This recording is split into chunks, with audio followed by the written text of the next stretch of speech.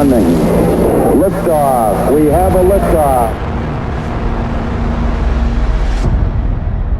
If you could make a phone call to the 20-year-old Chris, what would you tell him? I think what might have been worthwhile to explain to myself at 20 is to recognize that every single person you meet is struggling.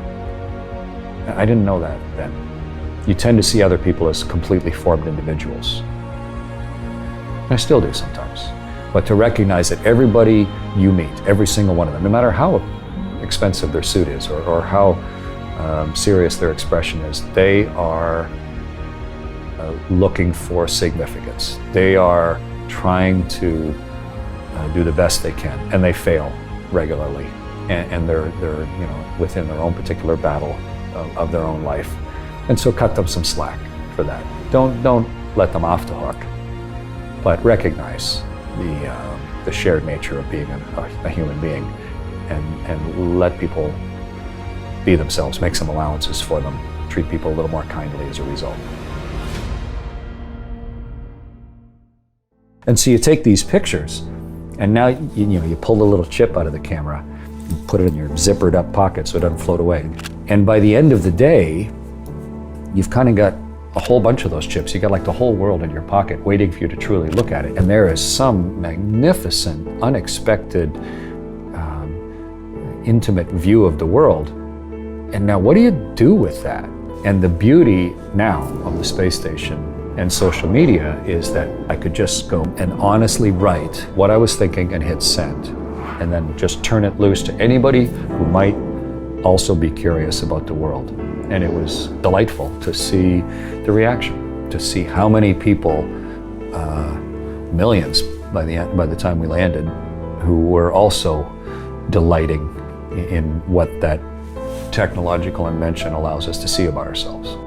Hopefully we're all students of the human condition, whether we mean to be or not. And as we get a little older, we gain a little perspective. I think what we're truly getting at is a collective understanding of where we are and what it means. And the where we are is the part that we can share the best. What it means is an individual choice. But the more people you meet, the more you understand what battles people are fighting, the more you see the commonality of the human experience itself.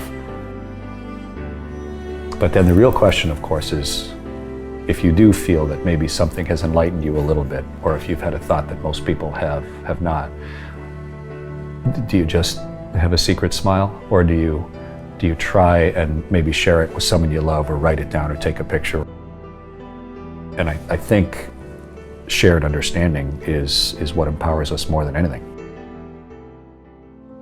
To try and actually see the world in its totality, it's virtually impossible. Maybe we can see a documentary program, or we can read a travel book, or we can look at a coffee table book, or we'll get on an airplane and go somewhere else, and you start to piece together some of the threads of the fabric that is our actual planet. But I've been lucky enough to take sort of the best of our transportation technology that we've ever invented, and to get on board a ship and go around the world in 92 minutes, to go around the world 100 times and then 1,000 times. And not just going around the world, but around the world 16 times a day where it turns underneath you. So every circumnavigation is like another voyage of discovery. And the angle between you and the sun and the world, because of your speed, is constantly changing. And the seasons are changing. I went from one side of the sun to the other, right across the solar system while I was on the space station, right around it. So you saw winter and summer swap ends on the world. And so each time around, you see the world slightly more for what it is, more clearly. And somewhere along the way, in one of those thousands of orbits, I think you fundamentally, I don't know if it's shift or deepen or both, but you start to see the world as what it actually is. I feel hugely privileged to have, without anybody telling me what to think, and without any filters in the way, to actually have seen the whole world over and over and over again until it seeped into me permanently. And it doesn't necessarily give me any outlandish insight or any outlandish imperative to change the world, but I think it does give me a perspective that I feel compelled to try and share, to try and let as many other people. I was there on behalf of a lot of people. You know, it took a lot of lucre to build that rocket ship and accelerate my body to 8 kilometers a second and let me stay there. And so I feel a responsibility to do my best to let other people see what's beyond their room based on the things that I've seen. As you mentioned at the outset, I flew on the space shuttle twice. Once to go help build the Russian space station Mir, and then on my second flight to go help build the International Space Station and do spacewalks. But on my third flight, you know, this wasn't just a week or two on board the space shuttle. This was launch as the pilot or the Bort engineer of the Soyuz, and then stay in space for almost half a year. And it's not to belittle those initial shuttle flights. They were magnificent and hugely instructive to me. But I count myself hugely lucky to, at the end of all that, to have had a chance to go live off the planet for 5 months, to be asked to command the spaceship. So that level of seriousness and responsibility, but also just the richness of what comes along with that experience itself. You can read about a spacewalk or watch a movie of a spacewalk and you sort of get a sense of it. And then when you're on board a spaceship and you're floating weightless by the window, especially we have one bulging window, the cupola, so you can almost freely look around in 180 degrees, you get some sense of where you actually are. But the day that you, for real, are going to be on the other side of that window and you're going to assume the danger of it, you're going to build this spacesuit around your body and then go into a tiny bit of the ship and close a hatch behind you. You're going to become a torpedo and then take all the air out of that little part you're in and then open up the hatch and now actually physically pull yourself on the outside of the ship. That's entirely different. Spent my whole life visualizing it, dreaming about it, talking to guys who've done it, and then training in virtual reality, training underwater.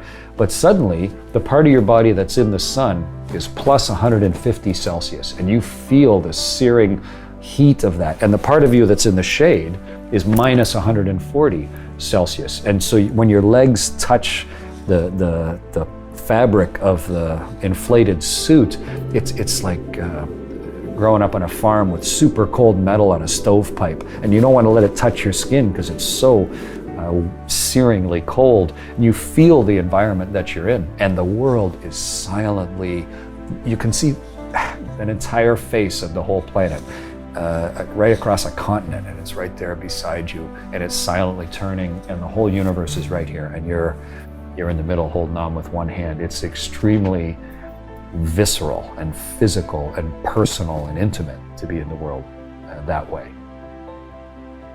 I've been hugely lucky, and I think we collectively are more liable to make good decisions for ourselves and for where we live, the more clearly we can see the whole thing as one place.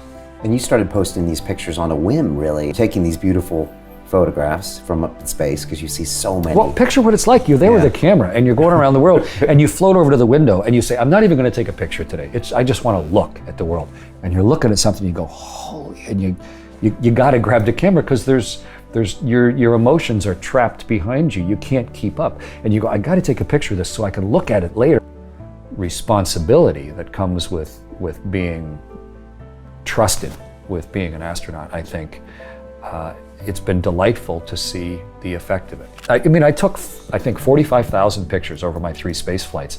And after a year I got back from landing, I was like, what are we going to do with all those photos? I mean, do we just let them sit in a file? I thought, why don't we take the best and put them in a book and then put why each picture meant something to me. This is just a sharing of the experience and let people then maybe see the world for what it truly is.